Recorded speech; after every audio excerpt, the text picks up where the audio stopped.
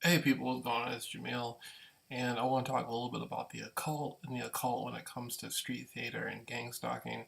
And a lot of people ask questions like, I know this is mind control, but can you explain to me how this is mind control? And this is when the occult comes in, and the occult just simply means hidden.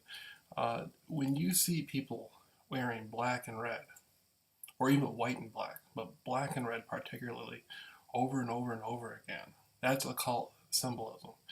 And when you see somebody, such as driving a car and they're wearing black and red, or the car is red, or there's black and red cars and they're using the brights, that's just like an occult, devil worshipping type ritual where they use black and red and they light the red candles and the black candles, particularly the red candles, for the symbolism of the ritual.